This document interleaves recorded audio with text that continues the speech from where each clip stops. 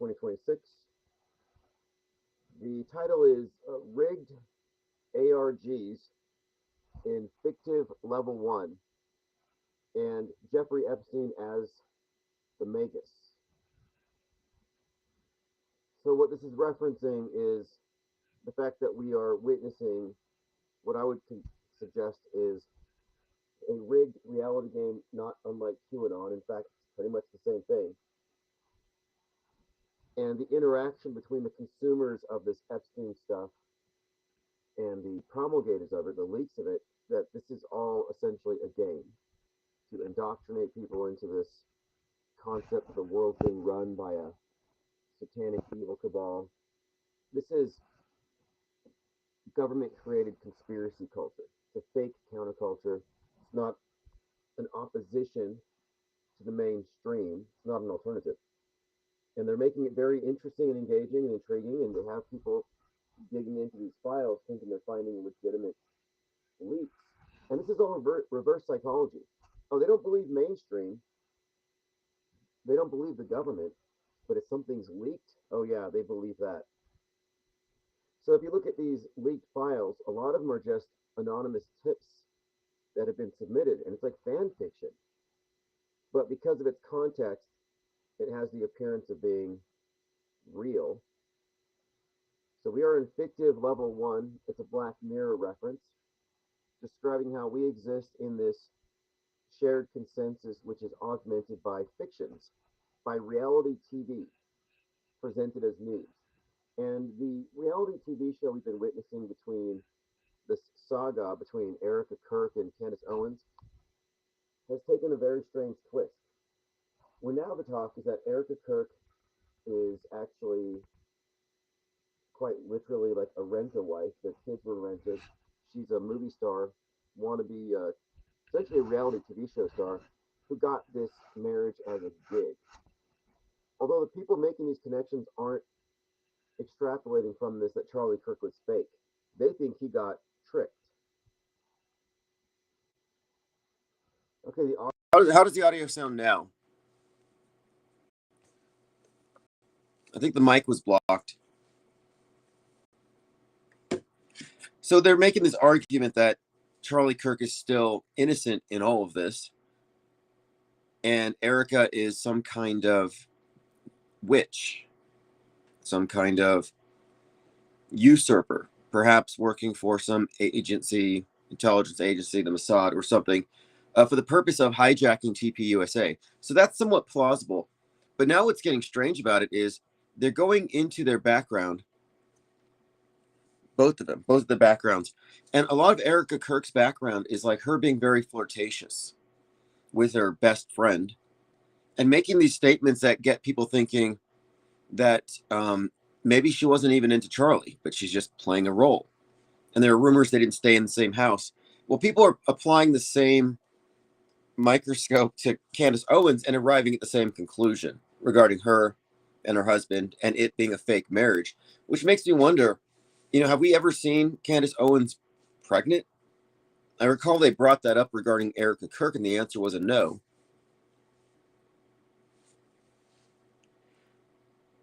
But right now, the witch, do you remember the Jezebel witch story? And I just brought this up a couple nights ago. At the very beginning of this event, there were these witches on Etsy who claimed they did a curse on Charlie. They took credit for it. That story kind of got ignored for a while, but I brought it up because the term Jezebel had been subsequently applied to Erica Kirk, but also Snake Eyes, which has predictive programming for the event. It has an Erica Kirk character. Charlie Kirkland gets killed by getting shot in the neck at the match of Tyler the Executioner. But it was during Hurricane Jezebel, which they called a storm. And then the show The Tempest, another storm referencing the widow who takes over the youth Republican group. And then Erica Kirk is personally referred to by Stephen Miller on stage at the memorial as a storm, the storm. Again, a reference to this Jezebel thing. Well, as we speak, Candace Owens is out saying that she wants to find these witches. So there's a story here I'm the witch who cursed Charlie Kirk. I want to speak to Erica directly because she deserves to hear the truth. So there's this story cropping up right now about this witch, Jezebel witch, and here's Candace Owens basically saying, help me find her. Now, a couple of things I want to get to tonight. One of them is the book, The Magus by John Fowler. I read it a while ago, but I remember pretty much what it's about. And it is about this eccentric rich guy with an island who controls all kinds of people. But at the very center of it is a satanic cult. And the main character gets kind of swept up into all of it. So there's an author named Peter Levenda who was on the Danny Jones podcast. And what he says here is that a 1968 film about this book, The Magus, somehow has connections to Epstein Island's, quote, unsettling similarities. And there are also others that have noticed what seems to be a predictive programming element in this Black Phone horror story series and Jeffrey Epstein, which we also saw in Blink Twice, which also ties in the whole Diddy thing. But I'm pointing out to me that all of this is looking like manufactured interactive myth making, like in other words, psyops, but in the style of alternate reality games where the audience is a participant in it. But anyway, Peter Levenda, 1968 film, is being discussed with Danny Jones. He says, there's a temple to Poseidon on a private island, rooms full of masks on the walls, a wealthy puppet master that the world believes is actually dead. So you have a death faker central to the story. So he says, why do the Epstein operations perfectly mirror the plot of The Magus? And he goes on to Epstein's obsession with the occult, parapsychology, and satanic rumors. I retweeted it. If you follow me on Twitter, you probably saw that. I listened to it, but I haven't seen the movie. Lean Dion says the temple to Poseidon in The Magus looks similar to the fake Epstein one. Right. Psyops imitate art. No, I haven't seen the movie, but I read the book. And now that reflecting on the book, it does have those elements. Although at the end, it's not really a satanic thing, but it was definitely kind of a reference to Crowley. I think there's a Baphomet thing. But you do have death fakers. So the main character is led to the island mourning his ex-girlfriend who actually isn't really dead. And then you have the old man who's pretending to be dead. So we'll get to that. Candace Owens sending her fans on a witch hunt to find the witches who put a curse on Charlie Kirk. I found an article or an interview with Elon Musk's father. They have identical mannerisms. Who talks about witchcraft and how somewhere in their upbringing, witches tried to eat her daughter. Very bizarre stuff, if you follow my timeline. And last week I was talking about taking a trip to Zorro Ranch. And I might still. Some guy from InfoWars went up there. He's called a Christian spiritual warrior. And his name is Joseph Daniels. So he goes out to Zorro Ranch and he starts praying to the spirits or something. And he says that he feels satanic energy and that the devil had literally been summoned there. So you can drive out there. It's just not called Zorro Ranch anymore.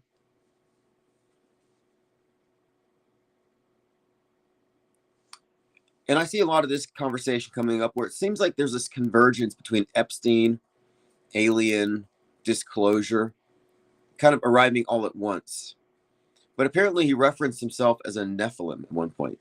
Now, again, you can't separate Epstein from 4chan, from Q, from Anthony Weiner's laptop, which also contains the alternate reality game Skippy. The Skippy video the QAnons took as evidence that they were onto something because they thought it was John Podesta turns out to be a hoax video put out by a group called WorldCore, who create ARGs, these interactive mysteries with random videos on the internet that lead people down rabbit trails. So we're seeing here a successful ARG mixed right in with 4chan. And I'm seeing here, this seems to be kind of their strategy.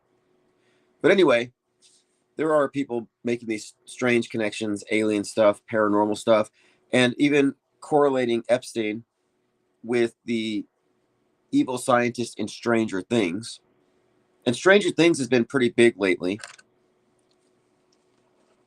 as far as the trans shooter thing, which has a lot of predictive programming in the Stranger Things series. But something else too. Someone had pointed out there's a number of Super Bowl halftime show commercials that seem to reference the island, cannibalism, some guy being compared to chips and gets eaten, and there's an Epstein-like character eating like these gummy nerd candies or something. So what's with that? But we'll get to all this stuff. I tend to mark it in my Twitter feed, so I want to go through these things. Also, in some of the research that's come up on Erica Kirk, she's making these flirtatious tweets with a girl who's in a swimming pool on a floaty device that looks like a big pizza. And she says, I know this is cheesy, but I think you're saucy. Now, I mean, what do you make of that? This is straight up Pizzagate stuff. And then I remember her ex-boyfriend had the word pizza tattooed on the inside of his bottom lip. But it's pretty clear here the story's unraveling. So what are we seeing? Well, I think we're seeing this is a deliberate storyline. It's not like we're uncovering something that we're not supposed to find. They build up these characters. This is a soap opera. And this is an ARG. Just as with the Epstein stuff. You see all the Candace Owen fans digging into this character, sharing stuff, creating content, creating buzz, keeping her number one, keeping the focus on Charlie Kirk's dead and look who did it. They're deeply immersed in this thing. So what I'm suggesting is alternate reality games are synonymous with limited hangout operations, where they leak docs to create a community and control it. And that's fundamentally what we're seeing here, both with the Epstein files and now this deep dive into Erica Kirk. It's formulaic. And this might be what they've always done with conspiracy theories from the very beginning. Like, my contention here is that the conspiracy theory subculture, all these conspiracy theorists with their, since JFK and onward, have always been government created, government led, and part of the infrastructure of media itself. So it's not like an outside entity or independent investigators, although there are independent thinkers, but they're the target. They get those who stray from the mainstream and reel them in with real information mixed in with a lot of misinformation.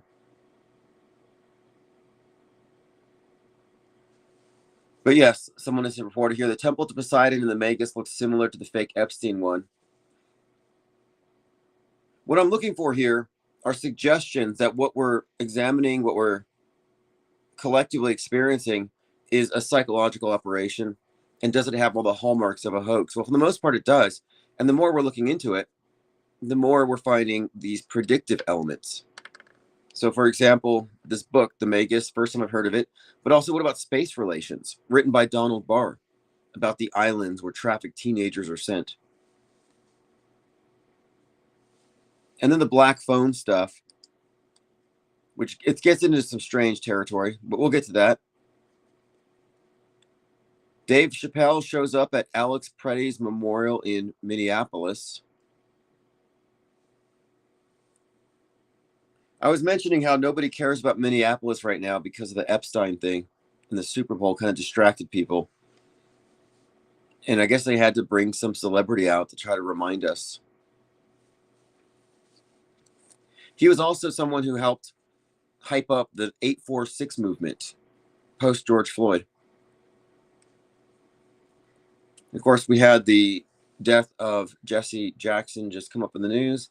And then we had that shooter, which we talked about this earlier, but there was a story a few days ago before the shooting at the ice rink where the actor who played Buffalo Bill in Silence of the Lambs apologized, more or less, or said he regretted the role because the way it stereotyped the people who are like trans, like because he's this trans psychopath who's skinning women and wearing their skins. But anyway, this comes after Savannah Guthrie's mother disappears, and she goes on TV pleading for mercy, verbatim, like the mother in Silence of the Lambs. So that stood out because her mother was kidnapped on the anniversary, the 35th anniversary of the premiere of Silence of the Lambs. And then one of the football players at the Super Bowl shows up in a Hannibal Lecter mask with handcuffs. So we just noticed this buildup of Silence of the Lambs stuff. And the day after, this actor, makes this statement. We have basically Buffalo Bill, in the news, shooting up his family at an ice rink. But it turns out, and this is a strange twist, this isn't a leftist shooter, but it's a right-wing MAGA pro Nick Fuentes who has Nazi tattoos on his arm. So it really breaks the mold. And I think this is an interesting pivot because what they've been trying to do is get there to be a unanimous agreement that we got to do something about guns. But the right has always been behind guns because it's always been mass shooters who are mentally ill shooting up public schools. Well, they don't care about public schools. And the shooters are usually white neo-Nazi types, characterized by the left as such. So it seems like they manufactured an enemy, a devil that specifically scares the left, the racist Nazi MAGA shooter. And it wasn't as effective on the right. So there was this trend where now they're shooting country music concerts, trying to make it involve right-wingers. Jason Aldean, who's a major psyop musician, friends with Candace Owens. He did videos. He did a video that antagonized BLM. But that's when I started to see the switch. But then in 2022, they started the trans shooters radicalized on Reddit who are also satanic.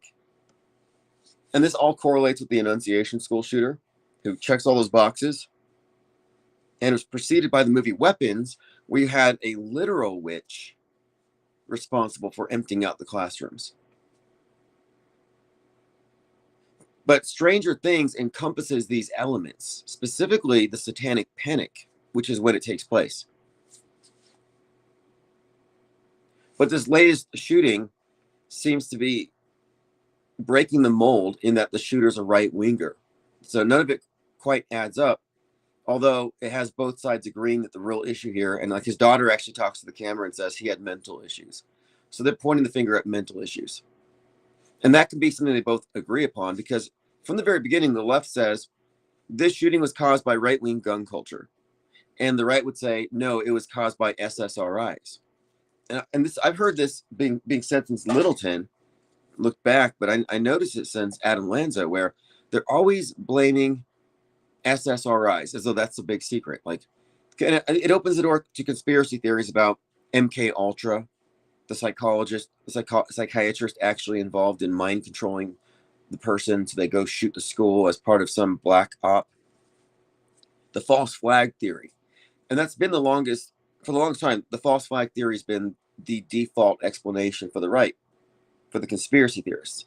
But they would always throw in SSRIs. So they already accepted the explanation that mental illness caused it.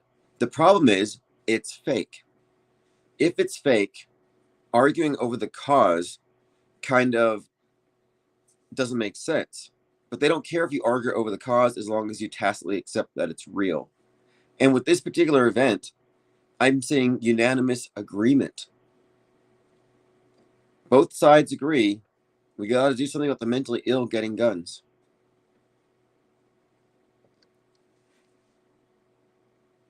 Jungle Jim says IPS called the onset of trans shooters before the trend.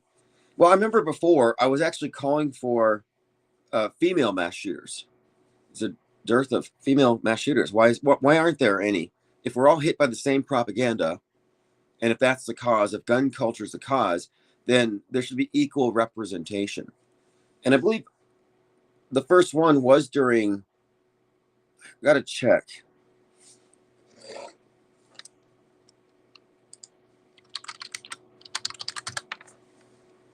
Women's History Month. Yeah, I think it was during Women's History Month. But anyway, we noticed this plot twist. And since we've been observing it, it has, in fact, drawn quite heavily from Stranger Things. But I did see that this shooter had directly tweeted to Alex Jones, directly interacted with several people.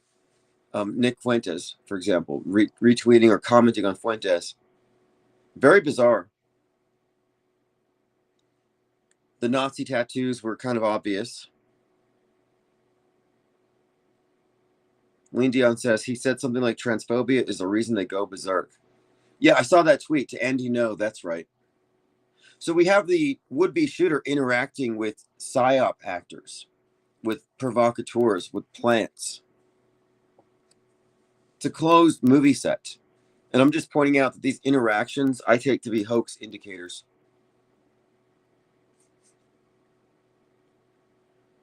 And these agendas that are pretty like obvious whenever you see one of these events, how it creates these predictable responses, just screams PR stunt. I mean, it's grotesque to use atrocity propaganda to influence public opinion, but that's what we're fundamentally looking at. When you're looking at psychological operations, they prod people, they coerce, they cajole, they provoke responses through atrocities, death tolls. It's fundamentally about psychological terror. So the mother was killed, the son was killed. I saw the guy in the yellow with the 47. Again, I say fake until proven real. I looked at the image of the family. Honestly, it looks like fake, but that's just my intuition. I can't tell you why it's fake other than it looks like if you were making a film about a family of hockey players and had them pose in front of the garage. Like, it doesn't look like a real family to me. But now the other day, maybe even a couple weeks ago, I said that they have repurposed QAnon and they took Q out of it, but they've just repurposed it. And how instead of now blaming the Mossad for controlling Epstein, now it's the KGB, and it's more palatable to the left. Now, again, mind you, I said this a couple weeks ago. Well, Tim Pool posted today, it's wild how the left is now the QAnon faction. In response to Ellen Barkin, who said, the number of people in this administration connected to Jeffrey Epstein is stupefying. It's correct to say we're in a country run by a cabal of real-life peds and traffickers whose crimes are more horrendous than we can imagine. How much more can we take? So Ellen Barkin, 255,000 followers. Anyway, yeah, he's calling it out that the left is now the QAnon faction. I think that's remarkable because they were opposed to this whole thing. They rejected it, and now they're in it, and they're all about it.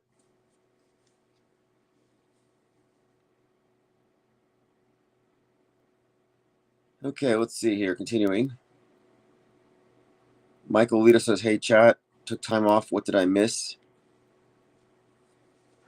Well, you missed Wicked and Wicked Part 2 for Good, becoming real life. You might have missed the Super Bowl with the alchemical wedding, the blackout symbolism, the Christ and Babylon Gnostic Catholic Mass element was there, as we expected it would be. In fact, the Rebus, Bad Bunny has the Rebus tattooed on his chest. That's the person with two heads, a male head with the sun, and then the woman crowned by a crescent moon. And, it's essentially connected to Baphomet. And when we were discussing this Gnostic Catholic Mass, they happened to bring out Lady Gaga to dance with him during a particular song. And she was wearing this red flower called the Maga, which is obviously a witch reference. But more specifically, a week before, she was on Golden Globes performing the song Abracadabra, which is the word of the Aeon, according to the preeminent neo-Gnostic cult, which the elite seem to favor right now in terms of the symbolism. It's a more eclectic version of the Mystery Babylon. It's updated, elements of sci-fi, but specifically, it has this central pair of gods, the god and the goddess, that they seem to venerate, but more importantly, it's their son. And the new Aeon actually represents that. This new age represents the emergence of a new god that is the perfect blend of Isis and Osiris, the masculine, feminine. And that's why you have the rebus. That's what Baphomet is, the hermaphrodite. It's all just symbolic. But the alchemical wedding, they even had a marriage on the football field at that time. The wedding represents the merging of the two, the sun and the moon, the eclipse, and the subsequent birth of the new sun. So we're living through the birth of the new age. And this is why you see the occultists so obsessed with tearing down the symbolism of Christianity in particular. Why is that? If you read the book of the law, it explains it, that they're breaking down the traditional religions and crowning the what they call the crown conquering child, Horus, which is the Mars god in the Egyptian pantheon, the hawk-headed god of Mars, falcon-headed. When Musk has the SpaceX Falcon going up there, I think it's pretty much a reference to this particular Aeon of Horus. It's their god, their androgynous god. So it's not a hermaphrodite; he's androgynous. But Musk has kind of taken our expectations from Mars a little bit down a few notches. He's abandoning Mars, and he's promising a moon base. And I asked him about it, but he never answers me. I'm like, Musk, serious question. Why is faking a Mars base any more challenging than faking a moon base? No answer. But it's the same tech. I'm pretty sure the Martians are already here, underground, in deep underground bases, and it's a subset of our population that have been utterly brainwashed. And they think they're on Mars. They've probably been radicalized against us because in their version of things, the Earth has probably already been destroyed by climate change. I'm certain that if there is a breakaway population of Martians living in some deep underground military base, they've been given a totally different backstory and history. There are some indications, if you look at space relations, again, Donald Barr's book, he was the one who hired Jeffrey Epstein. Space relations is about islands of captive populations, slaves, enslaved by psychopaths in space. Well, what's the difference between uncharted waters, islands, and little planets in space? There's no difference. It's all just metaphor. But there are suggestions throughout, like Terra Mar, Ghislaine's little island nation, or her nation, her free nation out in the uncharted waters. There seems to be some suggestions here of off-world places, and it seems it could be all code. What if it's all just code? I'm not saying it's real, but they've given us these storylines that are worth exploring, like space relations in particular has some strange elements, and the whole Epstein-Barr thing is bizarre. There's an STD named after them, the Epstein-Barr virus, which gives you Alice in Wonderland syndrome of all things. Okay, let me continue here. I did a little background here on this character I mentioned the other day who supposedly got some kind of USB from some victims at Zorro Ranch, but there's no way to substantiate it. And this is what kind of made me think that what we're seeing here, when you're talking about these 3 million files that were dropped, you're seeing a lot of anonymous tips. And I think a lot of these anonymous tips, it's basically like feds shit posting, knowing this stuff is going to be found later. Or the PSYOP actors. So the people making tips are basically the writers of the PSYOP itself. I think that might be the strategy. Because so far, you have these things that look official because it's coming from this document dump, but you read it, you find out no evidence, not investigated. Well, the conspiracy theorists will say there's no evidence because they covered it up. No, there's no evidence because there's no evidence. Absence of evidence is not evidence of absence, but they start off with that premise. It's a fascinating ploy, and it works. And this feeling of having discovered it really works with them as well.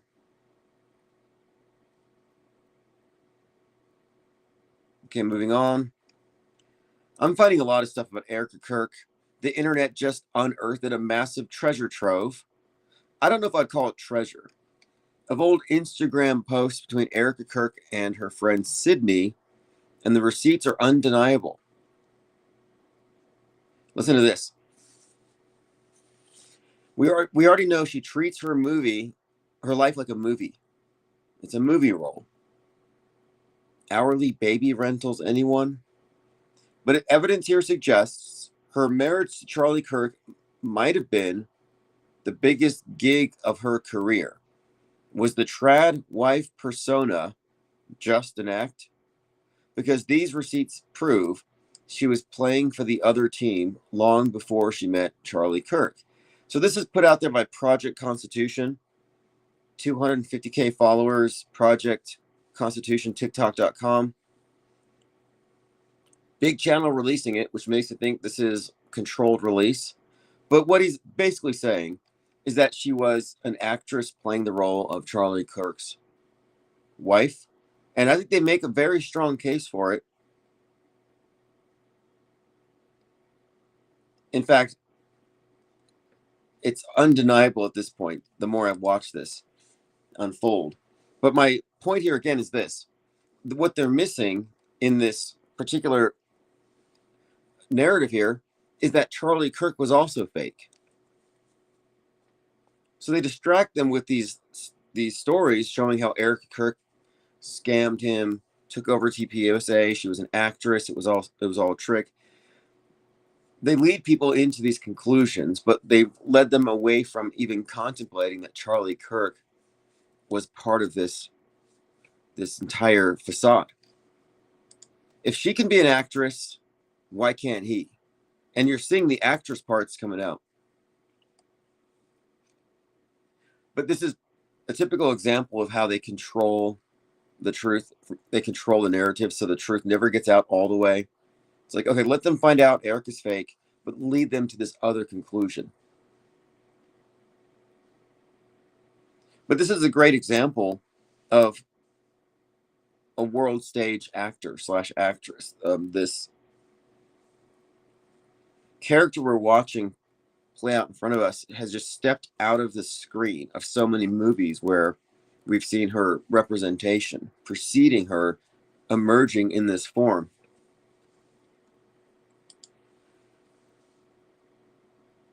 Okay, let me continue to go down my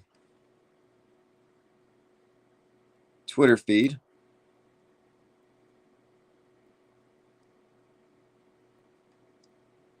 Shooting at ice rink ends with 3 people dead, 3 injured. Again, we already talked about that. Still waiting for more details. I don't believe it's real. Again, I'm saying real. Right, or rather fake until proven real. Something happened. The question is this a psyop? I would say the way the people evacuate looks pretty real. To me, it does. Doesn't mean anything. Looks real doesn't always mean it is real. It could easily be footage from a drill. I don't know. Peter Thiel tied to Discord's new identity verification rollout. Again, Peter Thiel is synonymous with this transhumanist nightmare scenario that the conspiracy theorist right is obsessed with. Someone called me once, like, while you're talking about Netflix and all these connections, shouldn't we be worried about the transhumanist technocrats taking over, scanning your face? Like, no. Okay, so here's a list of the commercials if you want to look them up. Super Bowl ads that seem to be mocking the Epstein thing. And there were a few of them. You had Ritz Island. So Ritz Island, obviously the island reference. There's a cracker ad about a party. And the people on the island, I think you had Scarlett Johansson, but they're all more or less mocking the people who aren't there. And then you have the Nerds commercial where the guy's eating candy and he looks exactly like Jeffrey Epstein from The Profile. Same jawline, same hair, and they're on an island. And then the cannibalism, eating these little creatures, that's kind of obvious. And then you have the chip commercial, I think it's Pringles, where the actress is eating her boyfriend at a party. They're all eating him because he turned into chips. So again, cannibalism, islands, Epstein's, and those are just a few.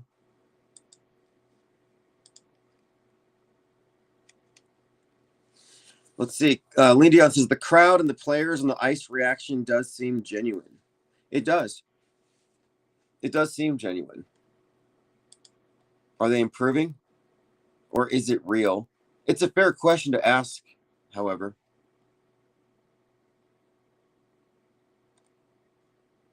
You can't just assume, especially not now. People used to argue and fight that point, but now no one really does. Okay, alternate reality games.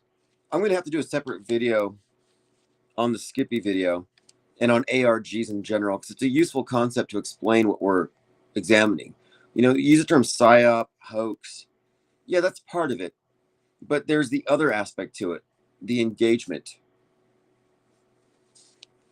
And you're engaging with liars or propaganda disseminators. And the rollout of the story is somewhat influenced by the interaction. And what's the point of the game? To get you to make certain assumptions based on whatever you're chasing. So if you're chasing this information, you probably already bought into the assumption. For example, if you have Erica Kirk derangement syndrome, well, then you're certain Kirk is dead. Charlie, because you're obviously on some kind of attempt to get justice for Charlie.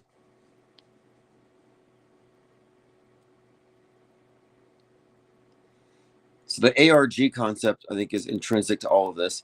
And then we're looking at, as Tim Pool noticed, the rebranding of QAnon, and now it's been mainstreamed.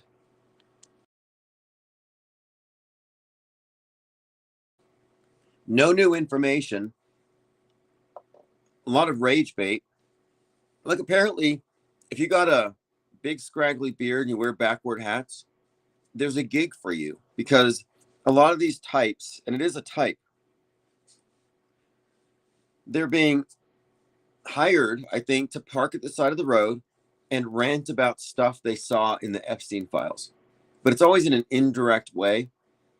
And it's always cautioning people, you don't want to see what I saw. And if you know how method acting works when people fake cry, there are certain indicators that somebody's about to fake it. One of them is they bug out their eyes to dehydrate them, which helps get tears, hyperventilation, and remembering something sad. But what we're seeing, and this is a pattern, I've seen multiple ones, where they're telling people about these horrible things. So there's these FBI tips that have been submitted that are being referenced, and people just assume it's real. I mean, Alex Jones really jumped the shark on this one. He went on that show dropping N-words and making these bizarre claims about baby abuse on the islands. Well, nothing he said was true. He said that there was a new dump of videos, all made up. But at the time, he was carrying a bottle of liquor. And I'm starting to suspect that he wasn't really drunk, but that the liquor was to create the perception of it, to give him some kind of plausible deniability for what he's saying, you know, give him a pass. But whatever it is, it's not the first time he's done that. He did that right after the Hunter Biden laptop was leaked. He claimed the laptop had all kinds of videos of Hunter Biden killing children in China. That was right before the 2020 election. But one of their strategies is tell people about how terrible it is and they don't want to see it for themselves. Hype it up so they don't want to look. They did the same thing with Frazzle Drip. Remember Frazzle Drip? And a lot of people claim to have seen it, or they knew somebody like, oh, my cop buddy. Because everybody on the internet has a cop buddy and a sniper buddy. Oh, my sniper friend told me that when he does long distance shooting, he accounts for the rotation of the earth. Yeah, okay. My cop buddy saw Frazzle Drip. Now he has nightmares and he throws up when he thinks about it. I've heard that so many times. Well, Frazzle Drip is a video where Uma Abedin and Hillary Clinton are skinning children and wearing their faces.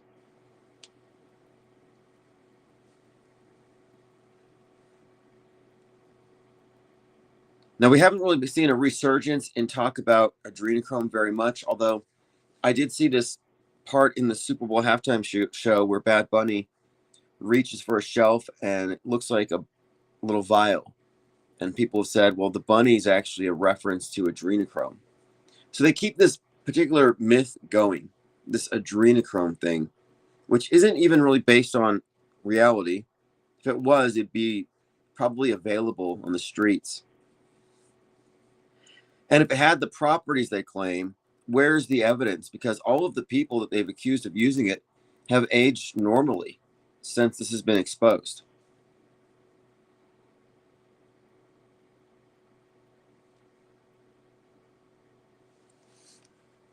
All right, moving on here. Just amazed at how they're able to recycle such a huge trove of BS and have people run with it. And it's because of the lack of continuity.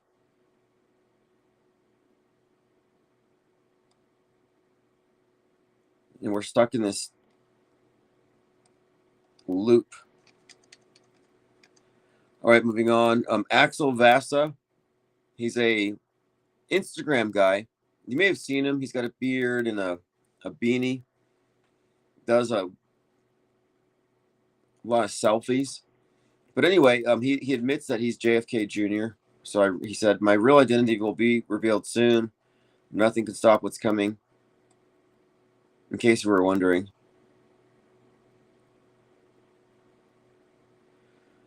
Okay, let's see. This is another one. There's a new documentary about Kirk. The official story says Charlie Kirk was killed by a lone wolf, but following a money trail to the CIA to the moon cult in Asia, to TP USA's inner circle, a much darker picture is emerging. And the media's afraid to touch it. So what we're seeing here ties in specifically to the film The Tempest, filmed in South Korea. But there's another story here that it wasn't Israel behind his killing, it was the cult of Sungyeon Moon. Another interesting element to it. Again, this is sort of like the JFK event, where you have these spin-off conspiracy theories, all these various whodunits.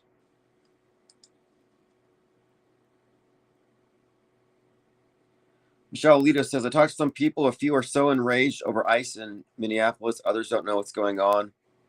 The latter group seem much happier.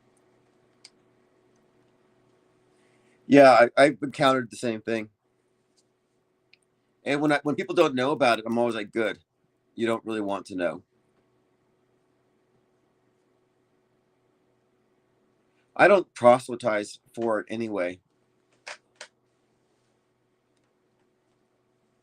But I know that in the classroom discussions, everybody's mad about it.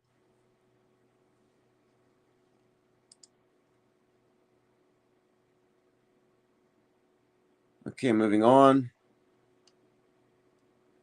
A credible source here, Ian Carroll says, the Antichrist is going to show up in AI.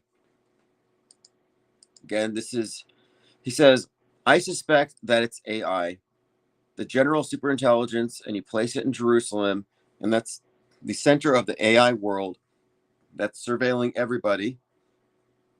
It's the Antichrist, the machine that controls humanity. Sneeko says you're right. He says, maybe this is schizo, but it has one eye, right? Like the 2001 Space Odyssey. See, very bizarre. I've noticed this also as a trend. So we've been talking about how the far right and the woke right think AI is evil, the devil. Joe Rogan said Jesus is coming back as AI, but now they're conflating him with Hell 9000.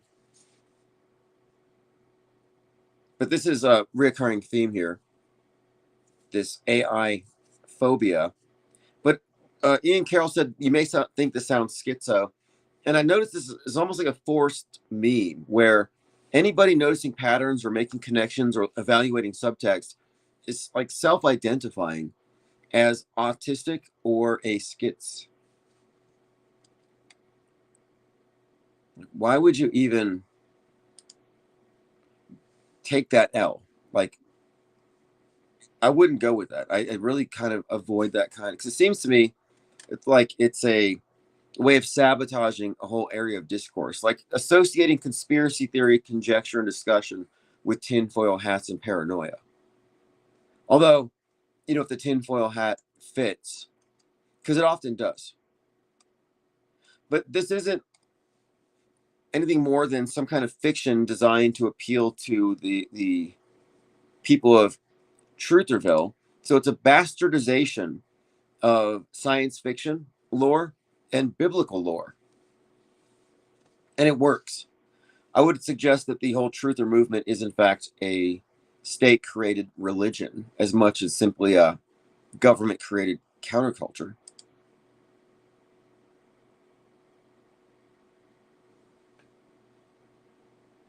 Restream says, Black Apple Galley says, Bible says the AC will be loved by all and will have one eye. AI. Oh, that's clever.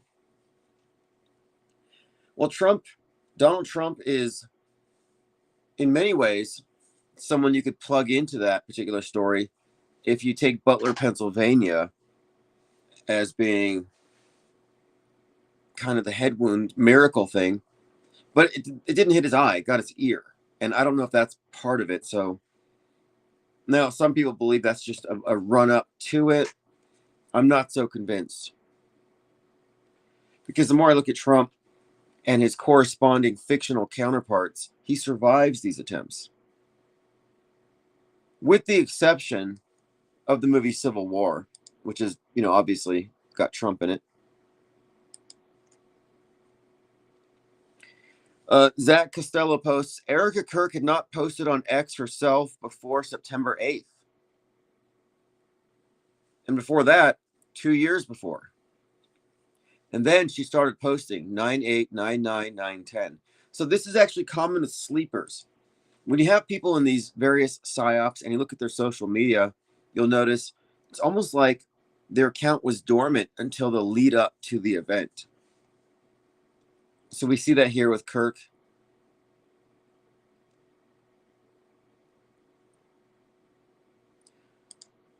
So do you all remember that account by Jim Caviezel from Passion of the Christ about how during the 5th take of the Sermon on the Mount, he was struck by lightning and he died and they brought him back to life? And he was 33, and that's why Gibson hired him. I mean, there's a lot we could unpack with this particular world stage actor. Obviously, he's lying. But, the people who watch this, they actually think it's real. And I was going through the comments to see if anybody questioned this guy's claim. It's like, show us the video. So they said here, Jim told me 2 years ago he had to have heart surgery because of the lightning strikes. It caused damage. He died during the surgery. I can't share what he said, but he was shown heaven and hell. Well, they're going to release part 2. So Passion of the Christ has 2 follow-ups. Well, it's a follow-up, I think Resurrection of the Christ, that will show up in 2 installments 40 days apart. I think it's coming next year.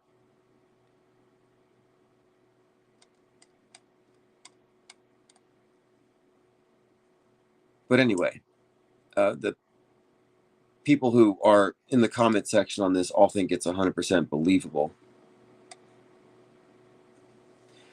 Last week, too, I mentioned how Dilbert creator Scott Adams died and showed back up with a morning podcast, which is all AI.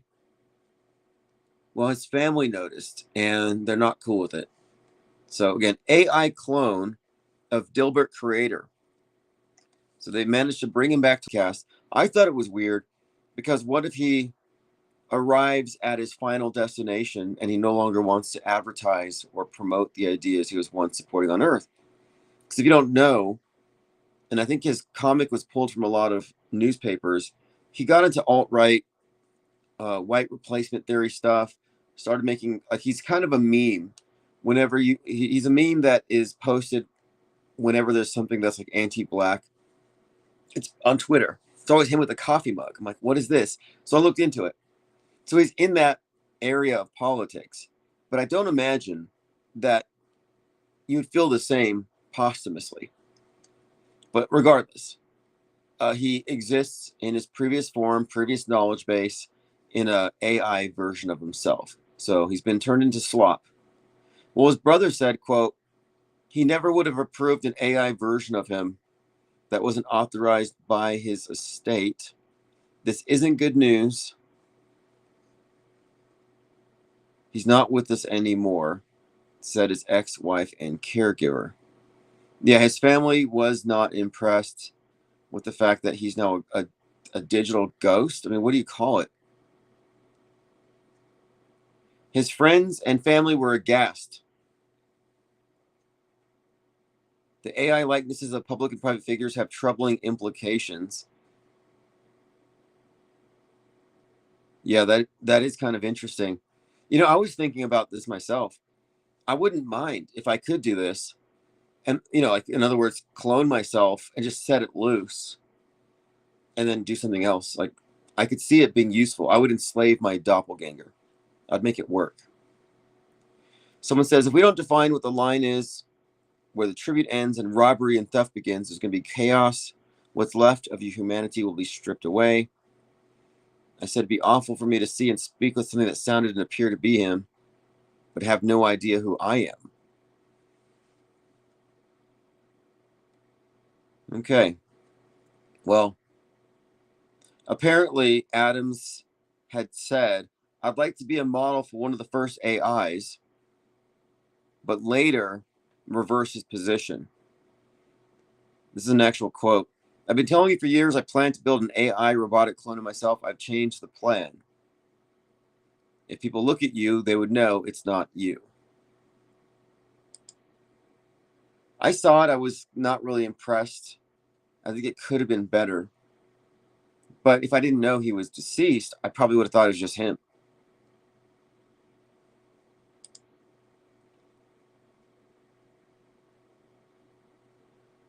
All right, let me see here. Leo, the friend says, I want to call in and give a perspective on Moot's connection to Epstein.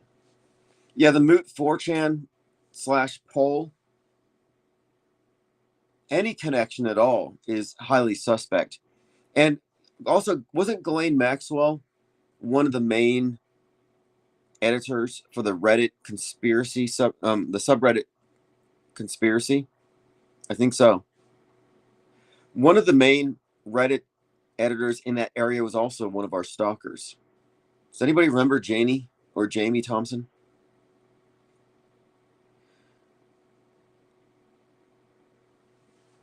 Okay, moving on.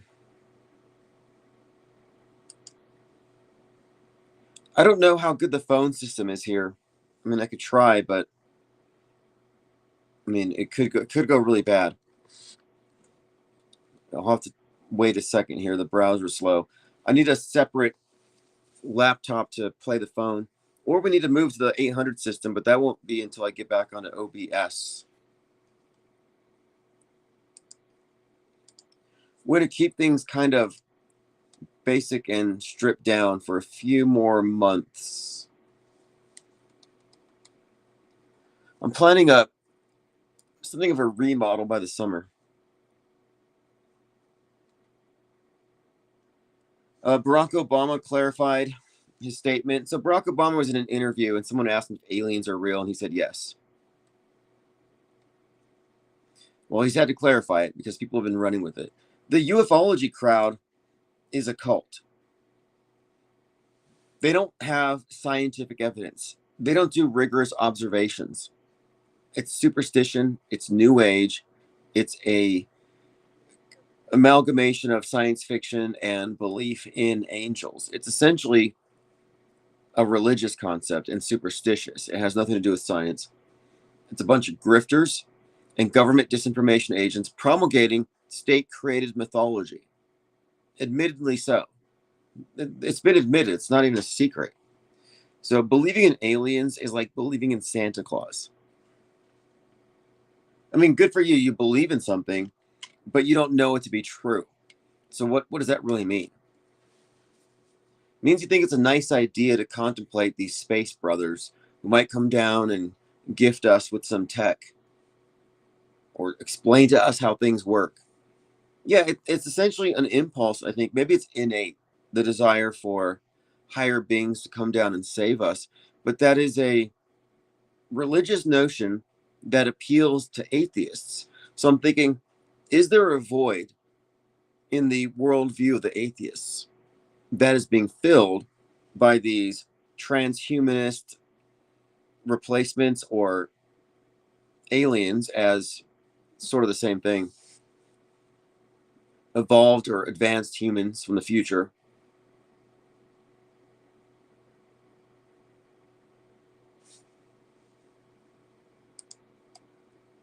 Okay, moving on. We're living in this reality now. Simone, 2002. If you haven't seen Sim 1 or Simone with Al Pacino, I'm going to probably rewatch it. It's about a director who has a completely fake virtual actress, but she gets so big that he has to work hard to conceal the fact that she doesn't exist. But in 2002, this was science fiction. Right now, you can make this yourself. People are already being catfished. Like there's this whole category of people who are making AI MAGA-ettes, basically like young blonde ladies in MAGA hats, and using them to catfish older MAGA gentlemen who have a lot of crypto. And these individuals are making these digital people and making money off of it. So we're already there.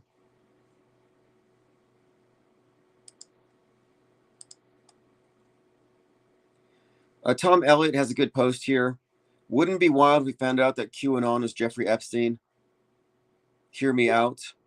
In 2013, Epstein meets with a 4chan founder the day before the platform dropped the slash poll board, which became a hive for far-right memes and eventually QAnon. The meeting came via Bill Gates' advisor and Epstein friend Boris Nikolic, who marveled at the platform's exploitability to Epstein. He said, quote, "The potential for manipulation is huge." And he linked a Washington Post article discussing how 4chan had been exploited to launch cyber attacks and to fuel a hive mind mentality. And I've seen anons refer to themselves. Have we lost sound? The anons refer to themselves as the internet hive mind.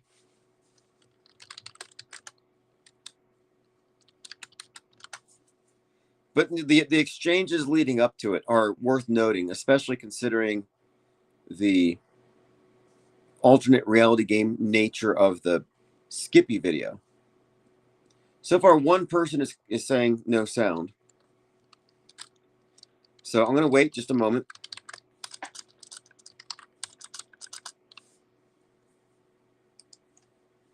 Continuing. We see in these files Epstein spending a fortune manipulating online perceptions of his operations. He hired Reputation Changer LLC, removing keywords. Soon thereafter, he emails his lawyer with the idea of mixing fake extreme emails into the real ones. What a trick could be played. And I have a direct link to that one. 2017, about the time the QAnon drops begin, feds turn up the heat on Epstein. Also note, news of his death was posted to 4chan before it became public. This indicates the platform's use for seeding narratives as a part of larger psyops. He even has this, an email from a redacted source from the late author Edward Epstein from 1967 for psychological warfare operations that provides instructions for, quote, media assets on how to label critics as conspiracy theorists. Anyway, it's an interesting account here where he's explaining how what we might be seeing here is essentially a conspiracy theory put there to add noise and to misdirect. At a minimum, the involvement there to me just discredits all of it. And if you look into it and don't take for granted what people are saying, and you look for actual evidence, you'll find that there's nothing there. I mean, look how many people believe that we've witnessed decades of mass shootings and haven't actually investigated to see if any of them were real. You know, it's easy to take things for granted. Why would we treat this any differently, especially when it's coming from the same sources? And if the people taking this seriously and evangelizing it are people like Ian Carroll and Tucker Carlson, there's even more reason to doubt the veracity.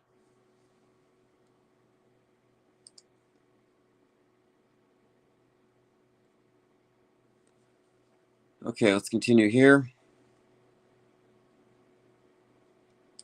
I've got Epstein fatigue as much as anybody.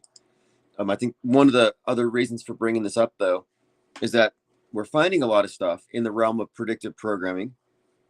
So that's notable right there.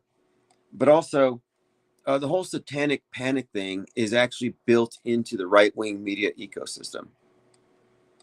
The satanic panic, moral panic, always freaking out over pop stars and the pageantry, that's all built into this thing. I want to see if I can find the Black Phone. I think that's what it's called. I haven't seen this series. Let me do a quick search.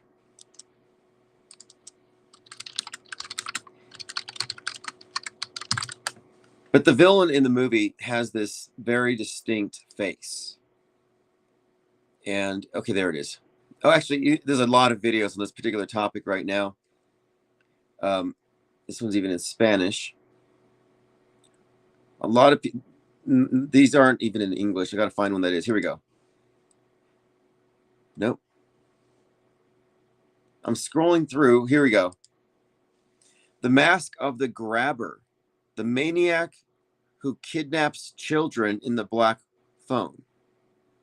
Now, he's played by Ethan Hawke, but it says here, the maniac called the Grabber features traits that resemble Epstein's face. Is this a coincidence or subliminal messaging? Now, I may watch this because I draw these masks, these faces, and I saw this Black Phone character, and I thought that looks like one of my more Joker-esque mask designs. The similarity has spread across social media, sparking debates and speculation among fans and observers. Was this a coincidence or a hidden message? Amid the ongoing fallout, the topic keeps attracting comments and shares, showing how certain makeups or character design decisions can resonate far beyond the screen. So if you want to see a comparison of Jeffrey Epstein to the Black Phone character called the Grabber, I'll post a link. Fascinating.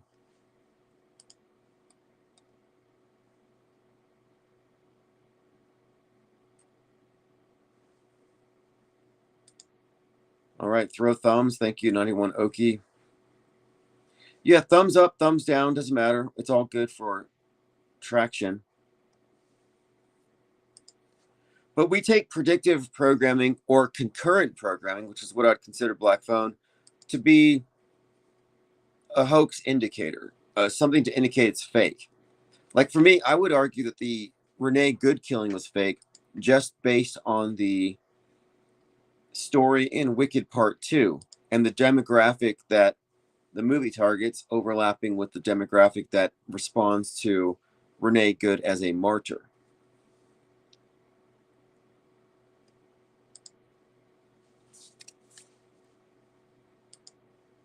Okay, moving on. This is another trend too, demons.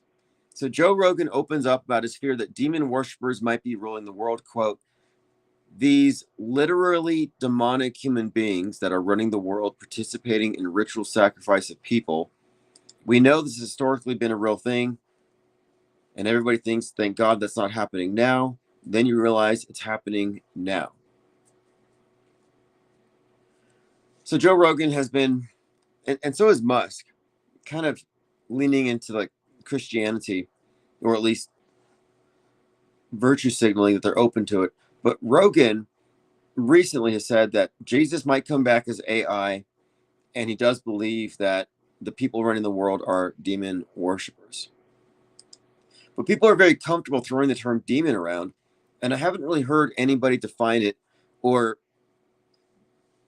discern, or rather describe for us what the difference is between a demon and an alien, because Tucker Carlson claims that his Pentagon buddy tells him that aliens are demons, and that whatever attacked him in his bedroom was supernatural, therefore a demon. But what's the connection here? Are aliens working with demons? Are aliens demon possessed? Are demons the aliens?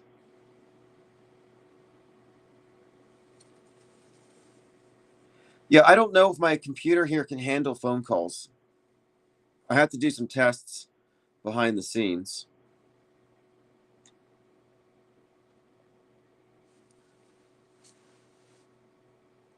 And now listen to this, the Delphi method, the weaponization of consensus and the battle for your mind. I have a Substack article here, but they're talking about Timothy Leary's reality tunnels. Your attention patterns train the algorithm trains your attention. The tunnel hardens through constant reinforcement. What Leary wrote was that your brain filters reality to fit beliefs. So we're talking about the confirmation bias and the reinforcement we get just so readily here. Leary's reality tunnel is the idea that people don't directly perceive objective reality, but uses experience as a filtered interpretive model of the world built by our nervous system. Because the brain has limited attention and must make sense of overwhelming input, it automatically selects what to notice and assigns meaning through language, memory, and beliefs. And it brings up the reticular activating system, the RAS, which is what decides what gets noticed by you. But what this article here is describing is how psyops and other things have basically put us into our own little subjective universes. Again, you can find these tweets on my account.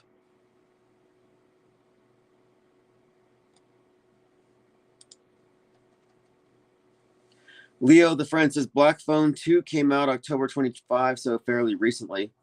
Right. Fairly recently, but I mean, when they made it, do they deliberately make it to resemble? Is the grabber Jeffrey Epstein? And the way predictive programming works is the directors wouldn't have to necessarily know, but they might be given design cues or specific elements to include. Because we're just talking about propaganda as product placement, as PSYOP reinforcement, things that you could look at as planting suggestions in advance. So they're creating this perception. You're watching this horror movie, and the bad guy, the grabber, looks like this villain who shows up on TV later, whose face you can't avoid. Yeah, that fits the bill. No, I haven't seen the movie Black Phone, but I will have to watch it now. Let me see if I can access it. I think I have Amazon. Okay, here we go. Black Phone 2. I'll have to watch number 1 first, but that is definitely Epstein's smile. I'm going to the Wikipedia. So the first one's in 2021. It's based on a 2004 short story, but made in 2021.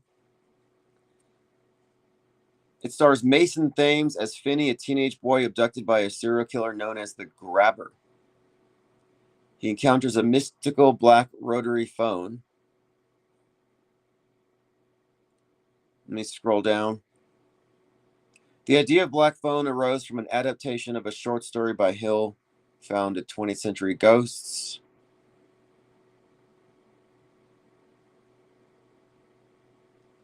Yeah, I'm trying to find where they got the image from, the face. I don't see anything here, but I'll continue to look into it.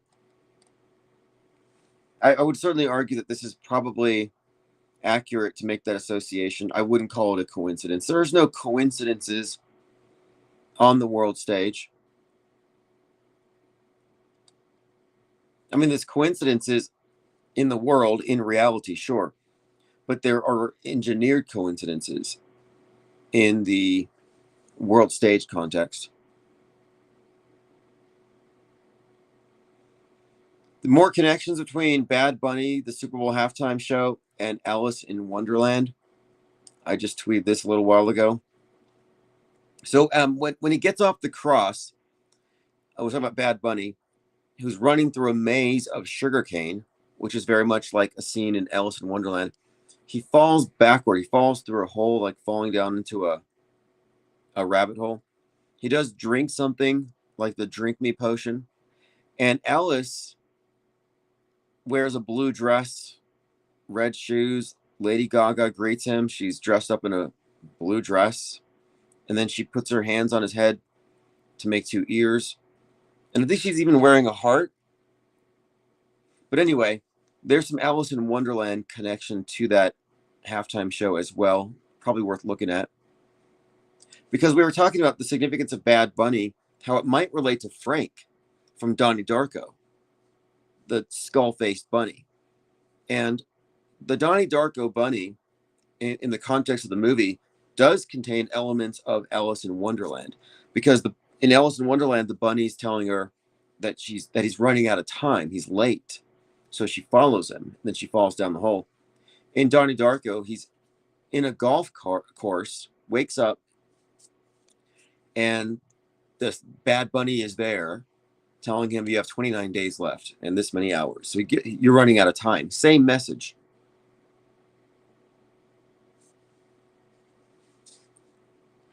Jamarin May says, amazing how they produced an Epstein Netflix documentary and released it just in time. The same playbook with the Netflix virus documentary and the CV release. Oh, yeah, we have many, many examples of this. Donald Trump kicks off his campaign in Waco, Texas, the day after Netflix releases Waco, American Apocalypse. So if you don't know the significance of Waco, it's the birthplace of the white nationalists, where you get Alex Jones, Timothy McVeigh, the Turner Diaries, which references the turning point when the leader of the organization gets martyred. Turning Point USA, I've correlated with the turning point in the book Turner Diaries, which again was the book that inspired McVeigh to take revenge for Waco. It's all very interconnected. But the fact that Trump kicked off his campaign there was noted at the time as being something of a dog whistle, a message, an alarming message because of the signals it sent. But here you have, if you didn't know the context of it, just watch Netflix. It's not like they're unaware of the political significance of kicking off a campaign right there, ground zero. I watched the trailer on Netflix. I actually watched it, but the trailer was like, the ATF goes in because the Branch Davidian compound had 1.6 million rounds. Meanwhile, the news is talking about January 6th. 1.6, January 6th. Dominion suing Fox for 1.6 billion. Lots of this stuff just is what we'd consider to be symbolism. And the symbolism shows up in different forms. Color is a big one. The green, we talked about quite a lot lately. The numbers 1, 6, 311.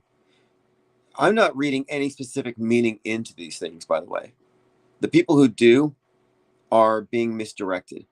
I think what we're seeing is attempts to drown out pattern recognition by throwing in a bunch of noise, where you have people offering these mystical explanations for what these numbers mean. I'm not saying these numbers mean anything. I'm just noticing the patterns, the correlations, the repetition, and the predictability of it. That's all we need to make our case. We don't need to know the meaning of the number or alleged meaning, because it's super subjective, and it takes you into the realm where you could easily be you could be labeled as apophenic, schizophrenic. They want the people who notice patterns to be associated with insanity. Like, it's crazy to arrive at these conclusions. No, by definition, the mainstream are misinformed and confused. Past, present, future. We live in this linear, agreed upon framework. We live in the now, the present, and the news tells us what's going on. But in the past, the news becomes history. The future, we're supposed to believe, is random and these are just coincidences. But what I'm saying is no, the future is already scripted. Like, we know the basic stuff that's going to happen. It's somewhat predictable. But the fake events are totally scripted, long in advance. So our future has a timeline associated with it of fake events that will be integrated into our shared history through the medium of news in the present. So in the present, you have a convergence of real and fake. They interject the fakery, goes into our heads, into the consensus agreement through news. And then if you look in the past, you'll see that these two timelines, fake and real, converged, and they're merged into what we call history. And there's no distinction, no delineation between real and fake. So they're processing it through us, through our perception and our consensus agreement, and the public's passive acceptance of everything as real until proven fake, which never really happens. Because the people who notice fakery don't have credibility, don't have standing, don't have any sort of representation, and all of their accounts are infused with misinformation designed to make it seem crazy and incoherent. And it's been a successful operation this entire time. The only people who have an objective analysis of what's going on are the media skeptics who have stepped outside of the political horseshoe and the rigged alternate reality games that people involve themselves in, invest themselves in. Meanwhile, the indications here are that our scripted history means that politics is an ARG and it's rigged. That voting is a steam valve, gives you an illusion of control, keeps the masses from getting too wound up. But we have no control, and we exist in a global totalitarian system. But it's a soft totalitarian system, Orwellian. War is peace. The inner mind war, the various ways they involve us in these events, in these discussions, that's what maintains the peace. Leo says, next time I call in, I can tell you about the Branch Davidians, former Seventh-day Adventists. Their theology was 100% world stage approved. Yeah, agreed. Okay. I mean, I think what we're seeing here with the Trump movement and MAGA is a religious movement. The world stage church, the Media globally is a world state church. It's the de facto church that gives us our collective worldview. You could call it nasotology.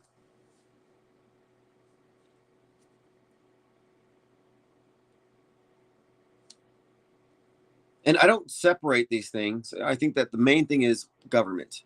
We got lowercase g governments, but there's ultimately one monolithic government. It's supplanted religion. It's consolidated worldview. It is the one world religion, and it's the new monotheism. And it appropriates from mythology and religion alike, syncretizes it with science fiction. But I think it's supplanted religion for the same purpose, because I think the old religious systems only worked, regionally. They could merge and merge and merge, but ultimately, with the space religion, they merged all of them. So I'm not saying that religion's going away, but because they're maintaining that dialectic between progressive and traditional, but it's been updated. It's the same exact system. Religions have always been mind control, establishing this dynamic between the state and the individual. I think is a lot easier when the state has a divine mandate. That's why you see all these politicians talking about God and Trump especially. There's always talk about the MAGA movement. Every one of these MAGA cultists on X, their emojis are all flags and crosses, flags and crosses. I guess Jesus was an American, but they associate these things. Jameer May says NASA is Satan minus the T, hence the countdown T minus X seconds. Right, and the little tongue, the serpent tongue in the NASA logo. Well, if you look at the tree of life, you'll often see the snake climbing it. And the snake is a symbol of, in a lot of ways, knowledge in various traditions, an ascension up the tree, like climbing the tree of life, which is consciousness, or ascending from earth to the celestial realm, or the Kundalini serpent climbing the spine. Bart Dimberton says, God is now the AI watching your every move. Well, AI is not sentient. God is not going to manifest, no higher power is going to manifest through AI. But the elite want that concept out there. Like I've said before, I think that religion is a mask for government. Well, AI could function in the same way.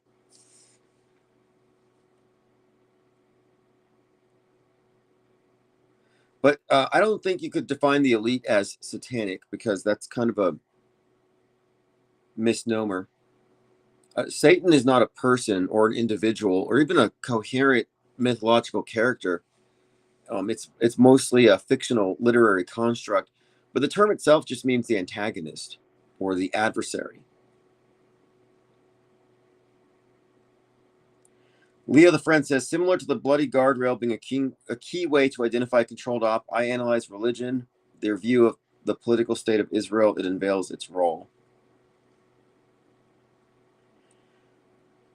Well, when I say controlled opposition, I should point out that the mainstream is controlled. Alternative media is controlled, and they're controlled opposition to one another. And the truthers tend to think of controlled opposition as wolves among the sheep, influencers you can't trust. But no, the entire alt media ecosystem is the opposition to the mainstream.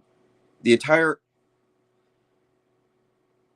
I would say, anti-establishment media is the controlled opposition. So if you're a red pill dispenser, if you're a info warrior, you are the controlled opposition.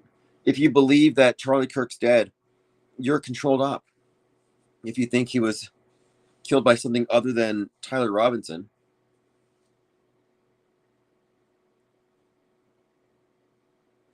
Leela Friend says, yes, Satan, like Christ, is a title, not a name, means the accuser.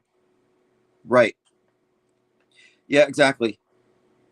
Like the whole devil thing is largely a construct, probably a scapegoat thing. I've been trying to find some information on the origin of Baphomet because we were talking about February 8th, being the birthday of the creator of the Baphomet. Well, the image itself that we're familiar with was created in 1856. And so he's credited with creating this thing, but also the Knights Templar were accused of worshiping the Baphomet. So I'm kind of wondering, that's 14th century. So how does that work? Baphomet is a pagan or Gnostic idol or deity the Templars were accused of worshiping. So again, 14th century. But then you have the modern image. So he didn't quite invent it then. One of the earliest examples of the name being found is 1098.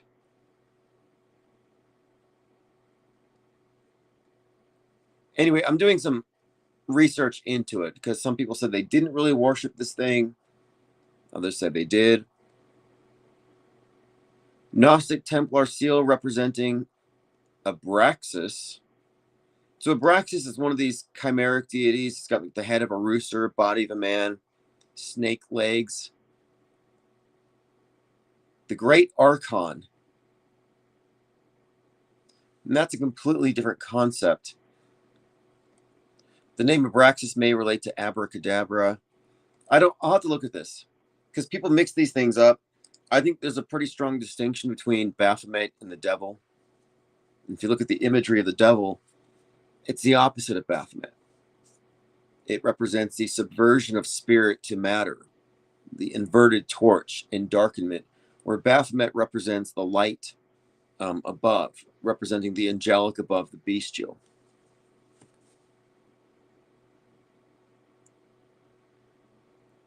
Jamarin May says, I tend to disagree. The technology being used as an interface to alternate dimensions, the ultimate psyop is convincing everyone that AI is just large language models when the power comes from demon blood and black goo. Yeah, I'm sure you believe that. And a lot of people are believing that. And you are likely responding to the propaganda that led you to think that. Leah the Friend says, the exoteric view sees Satan as a cartoonish pitchfork-wielding goat-headed demon. The esoteric view sees it as a mythological concept. Neither is correct. Well, the Church of Satan is officially atheistic, and they don't believe in Satan, except as the accuser. And they see themselves as accusing the spiritual organizations of lying. They're antagonistic in that sense. A lot of cosplay. And the reason why Michael Aquinos divorced from the Church of Satan and started the Temple of Set is he wanted to go into theistic Satanism. But since there isn't really a Satan, they decided to worship Set, the Egyptian serpent deity. The serpent's the common thing here.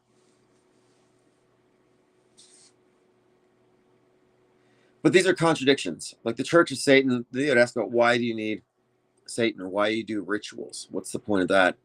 And plus, they teach black magic, although publicly they distance themselves from it. But the more well-known group right now is the Temple of Satan, who are really just Antifa in goth, like gothic Antifa, goth Tifa. They're just leftists agitating Christians by using the imagery. And their version of Baphomet includes children, whereas the actual Church of Satan does not admit members under 18, nor are they nonprofit.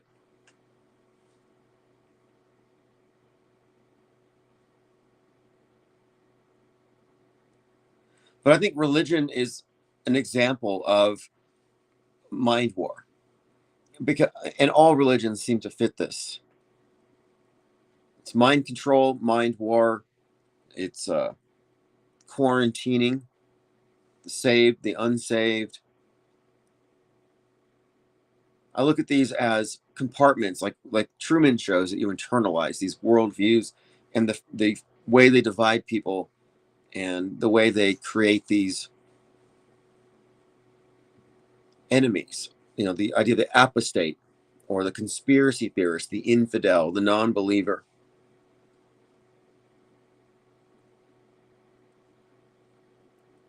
Leo the Friend says, LaVeyan Satanism is a form of agitating world stage Christianity. Well, they don't even really have a public image at all, but their philosophy is essentially that there's no reason to think of man as having a spirit, but man is just an animal. And that we are possessed of an intellect that places us above other animals, but other than that, that's just all we are. So it's not even a challenge to the dominant worldview. They're just calling out religions, the mainstream religions, for imagining that man is more than that. It's a carnal religion, is how it's described.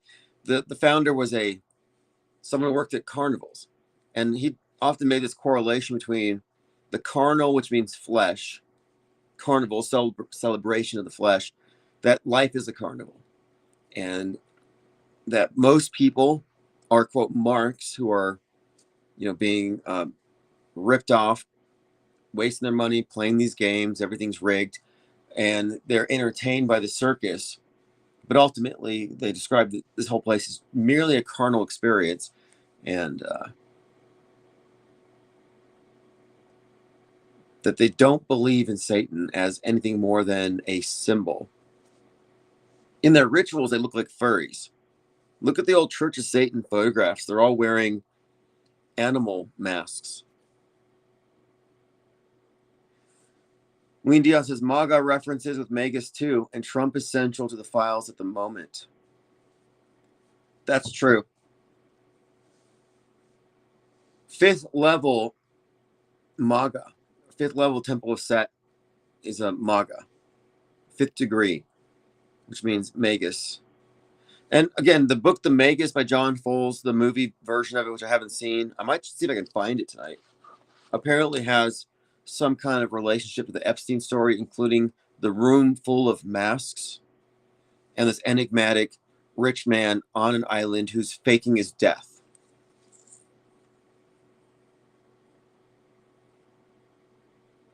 Leo the Friend says, in Ye's HH music video, they were all dressed in animal furs. Yeah, Ye claims that he was hit on the head, and that accounts for all of his indiscretions over the last few years. Did you see Cardi B twerking on the chair and she fell? And she said the government did it, which was kind of funny. But later, I think she tried to say it was AI.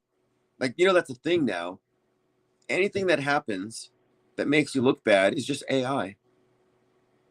And it's going to work in the future. Michael Lito says, evil exists, good exists. The issue is, what is evil, what is good? Look, I would go with light and dark, as in ignorance and knowledge, as a good place to start.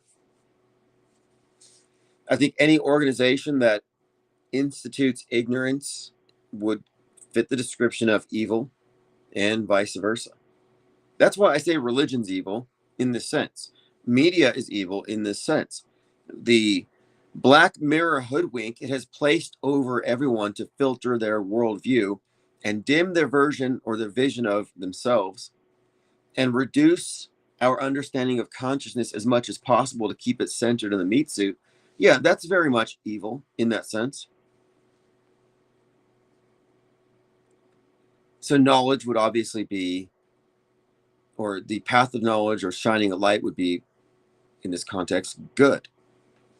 I think liars are, it depends on, when we say liars, not everyone is a witting liar or know that they're promulgating falsehoods, etc. They're ignorant of it. And all we're doing is we're parsing real from fake, which is becoming increasingly difficult for the average person who still has the world stage point of view. See, I'm on the world stage as much as anybody, but I'm not of it. There's a distinct difference between the point of view of somebody who is world stage centric, adhering to the program, and one who can see the program, see the world stage, and not have that as their frame of reference for their interpretation of media events. There's a fundamental distinction. And if you don't know about this distinction, or you haven't seen it, or you can't explain it, then you're probably still part of the program. Truthers might say this is fake, that is fake. That's not insightful. It doesn't do you any good to recognize isolated instances of fake if you're still grounded within the parameters that they establish. Your perspective matters, and your perspective has to, if you want to see how things really work, it has to get outside of their box, outside of their duopoly. And most people who are, quote, normies, and then begin to see through stuff, they move from the mainstream to alternative for a shift in perspective. The problem is, alternative media is a subset of mainstream in all of its presuppositions. It only adds on to what has already been established. Therefore, it's not a significant enough shift in perspective to arrive at truth. It's just an alternative version. And then you're branded a truther, which is really just lying. You are the truthers. You are the resistance. You're fighting the info war. Yeah, they're just flattering you, these big channels. So you think you're actually part of the solution. No, you're part of Big Brother's army. You are foot soldiers for the PSYOP entertainment complex, if you haven't figured that out yet.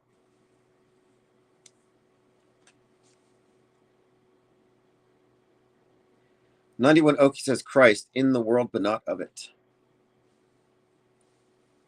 Yeah, I think there's something to that. Like the Gnostic concept of Christ, or just the Christ not as a individual, but as a designation. The concept of one who has recognized the perspective that we have the body, which is of the world, but we exist beyond that. And that we should shift our center of awareness to that part that is not of the world, including the ego, which is an extension of the body. And of course, it's a product of the persona that is a product of society, the world, and the user and their interaction. But it's not the entirety of the self.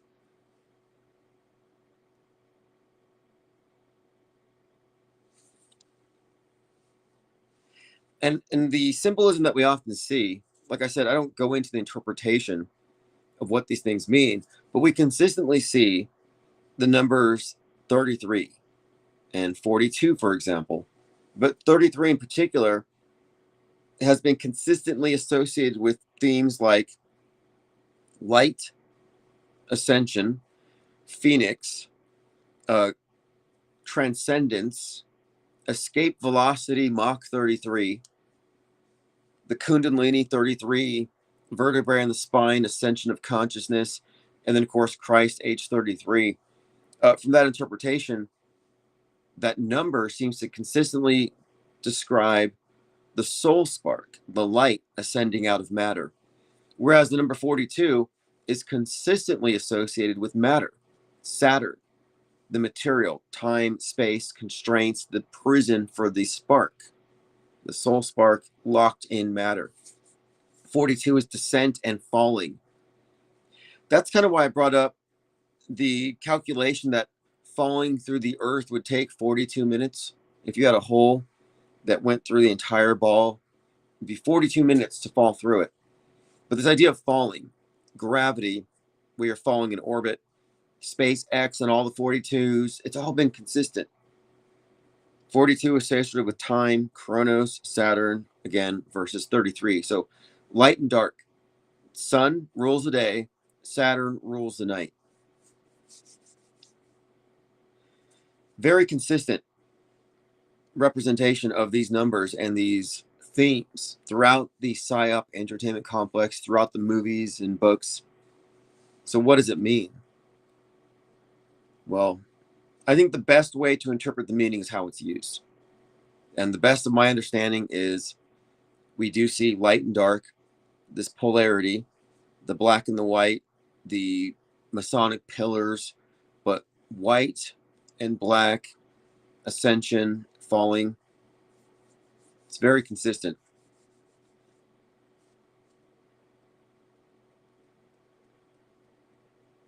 In fact, so much of it is highly consistent with the Gnostic paradigm that I've been very much asserting lately, that it's pretty obvious that the television set is an altar to Saturn, the ruler of darkness, the ignorance, the soul's ignorance of its own origin, confusing itself with the physical body, the ego, the material self. The black phone, your black mirror, the black cubes that we frequently see, all of that is Saturnian stuff. And I think it's symbolic of this realm, which is in fact, if you describe it by the Gnostic concept, it is a prison for the soul sparks. It is an illusion, a fundamental illusion, because it creates an amnesic barrier between the incarnated being, its origin, and its purpose. So in other words, we are ignorant if we think we're merely the meat suit. And the world foments that ignorance, encourages it. And I think it steers people into narcissism and into this love affair with the image. So like you look at people today, they're staring into their phones, looking into the black mirror. I call this black mirror consciousness because it's about a narrowing of our focus and our awareness and our consciousness and energy into a limited version that's mostly associated with how we're seen by others. This is really epitomized by the looks maxers.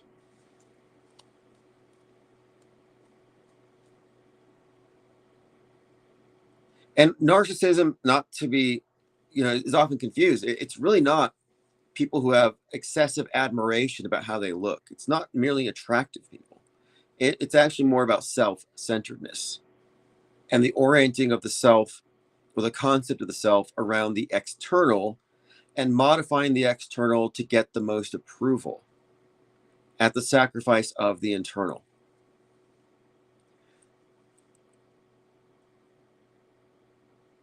Lean Dion says scrolling and scrying. Precisely. And I've also correlated this with the symbol of the hoodwink, the wool pulled over the eyes. The darkness as a symbol of ignorance, because if you have the wool over your eyes, you can't see the light. And what light is being hidden from you? And this is the secret. This is why you have the G. It's about the Gnostic, I think, in this sense. Like, what light are they really hiding? Yeah, you have in the temple the candlelight that they reveal when they pull the hood off and you see what's going on.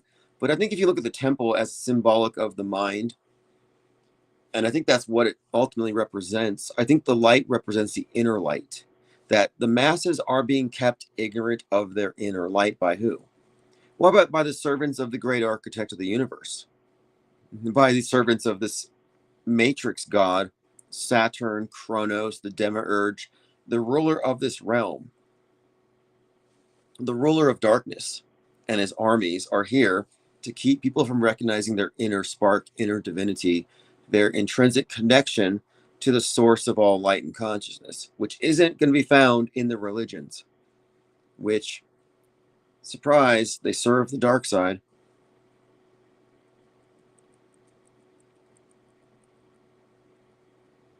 Michael Lito says, if it was a ball, you could not get through to the other side of Earth because gravity, you'd fall halfway then stop.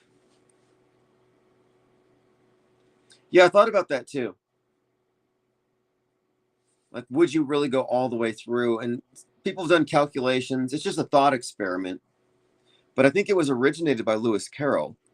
And so in that context, you could look at Ellis falling through the rabbit hole as the first depiction of frictionless travel through space. It also kind of ties in with Hyperloop and the tunnel that the tunneling machine is called the Ellis.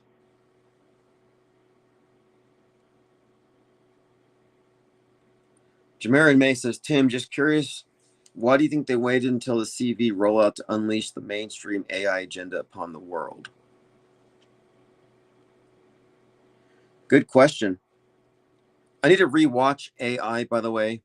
Kubrick, Spielberg. There's got to be something there.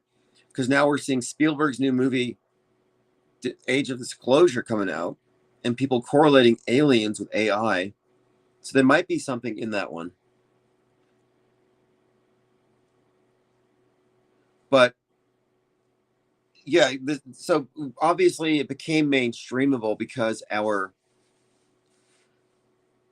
equipment can handle it, or the technology that the general public has, our computers, our phones, are capable of using it. It's had time to develop the iterations, deep learning. It has huge data sets. The infrastructure is there to support it. All these things are required to exist before AI exists in the form that we're using it. So when people say AI is ancient, we have to refute that. But that doesn't mean that it wasn't released on a timeline.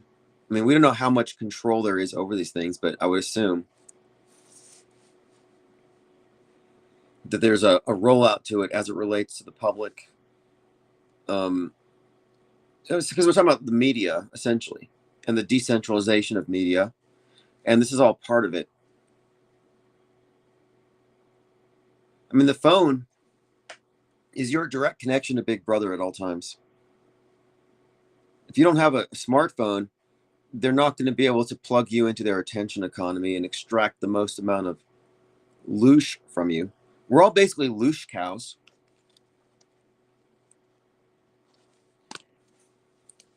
We're loosh cows on a massive farm.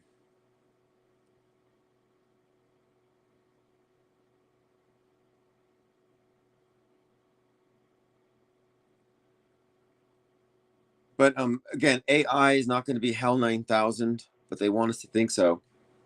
And these concepts are emerging. I mean, science fiction is part of the religious pageantry of this new aeon paradigm.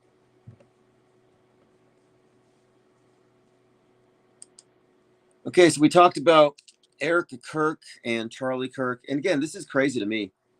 People are spending all this time Erica Kirk deranged and unveiling her to be this nefarious character.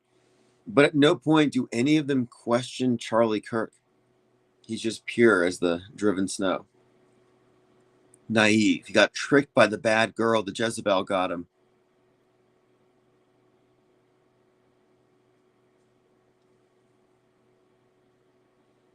When we talked about the Magus, I'll have to watch the movie. Satanic Panics, ARGs.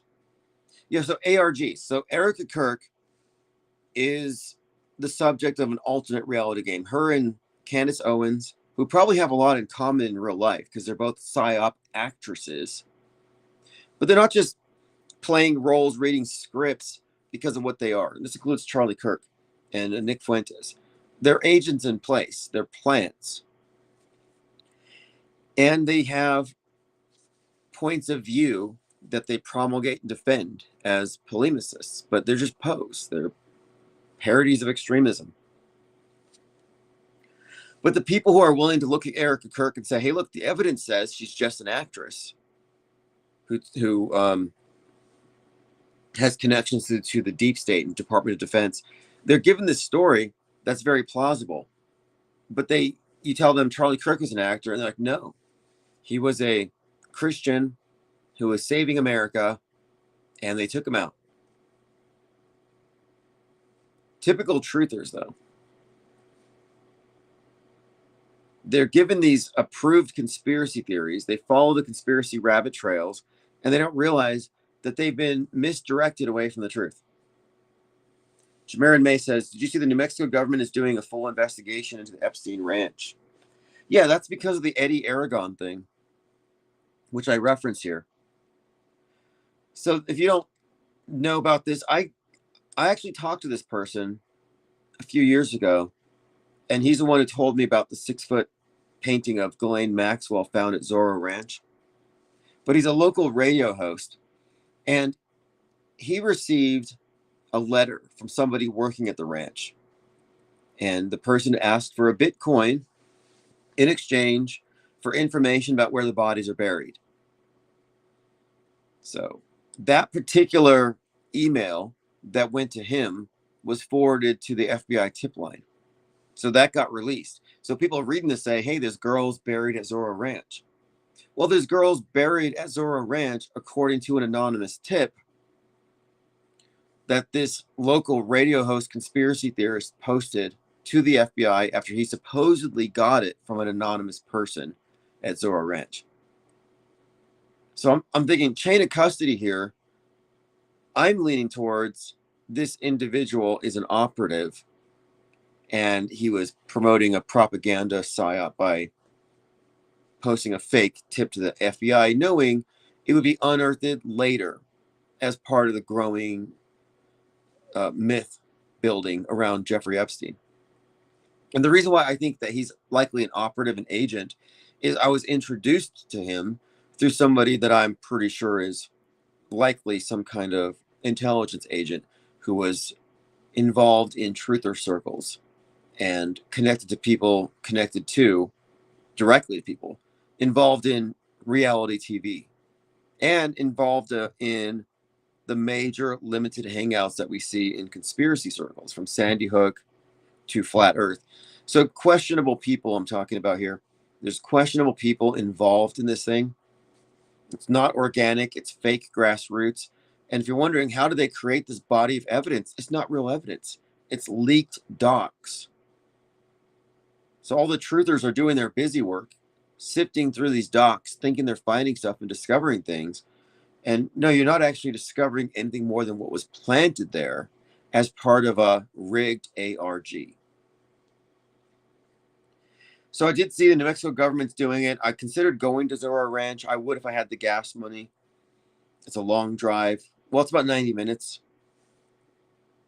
If I had the time, I might go from there to Tremenia and try to find the underground alien cathedral of the Scientologists.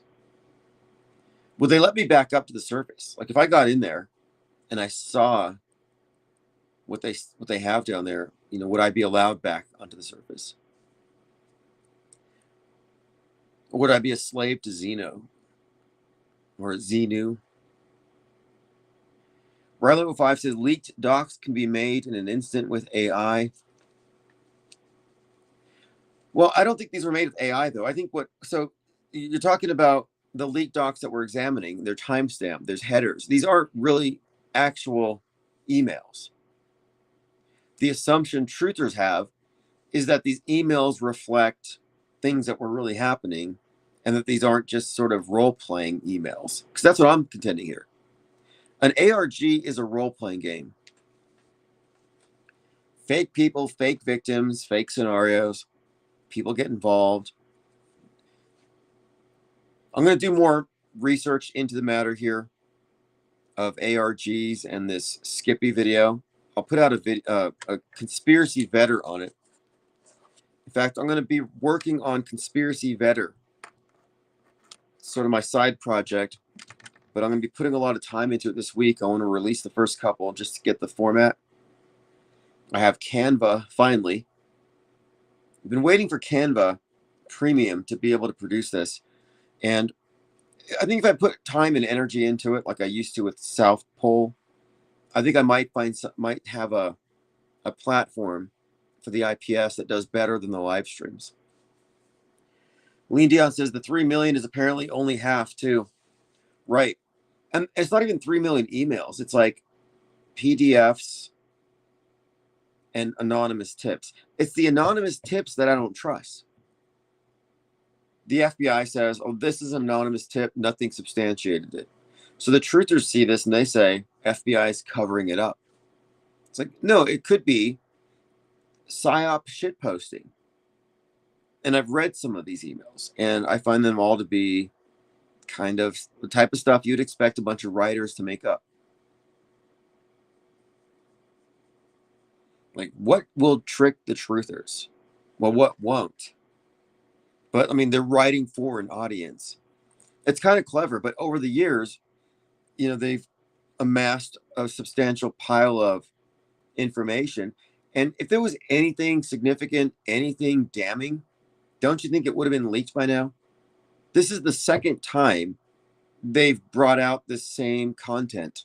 Last time it was called QAnon. Now it's just the Epstein drops. But whatever the case, it's the same stuff. They just repackaged it. So instead of the Mossad controlling Epstein, now it's the KGB. Yeah, it's all community generated fan fiction. And the responses that I'm seeing in these bearded guys with backward hats and cars are not organic. These are crisis actors. But if you call them crisis actors, people are going to call you a baby eater.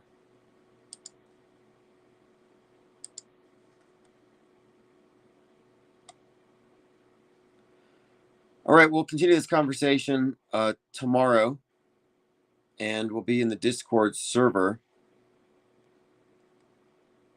Just tons of stuff going on, as always. I'm watching that ice rink killing.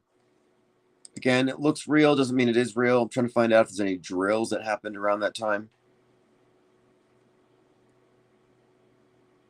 Shift the burden of proof to the people spreading the propaganda, especially if they're influencers or truthers. These propaganda mules too often get a pass. If they're going to say, this is true, just look at this pile of documents. There's only 3 million. Like, no, you have to actually point it out directly. And I find that people don't want to do it. They want to shift the burden of proof. Oh, it's in the docs. It's like, but my docs, but my Epstein files. That doesn't work. So I asked Grok, hey, Grok, is there anything true about what this person said? And people get mad at me for asking Grok. I'm sorry, but Grok's not the source. I'm not like, okay, Grok, thank you. Grok is a source for sources. Grok is like a personal assistant who will go find you the citations. Dr. Bass Ackford says, Gates' wife getting clapped is obviously a fake story because Gates' wife is a man. I don't know if I buy that, but there was a story here where Melinda Gates claims that Bill Gates was trying to put some kind of drugs in her drinks so she wouldn't show symptoms of an STD that he caught for one of Jeffrey Epstein's Russian prostitutes. So Bill Gates was drugging his wife surreptitiously because he thought he had infected her with something he didn't want to tell her. Like, is that the kind of guy you want to trust? I understand now. Previously, I was all just like, okay, Bill Gates is neutral to me. But that right there, that's psychopathic.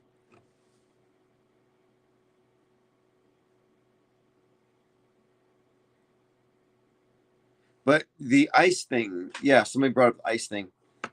The ice rink event and ice, I don't know. None of these things are coincidental. So I'm looking for indications of that thing being a hoax. But I think that the shooter is clearly some kind of engineered villain designed to antagonize the right. And it's worked. It's been a formula for, 3 years now, almost 4 years. But now they added a twist where now it's a right-winger fan of Nick Fuentes, which is very incoherent, doesn't make a lot of sense.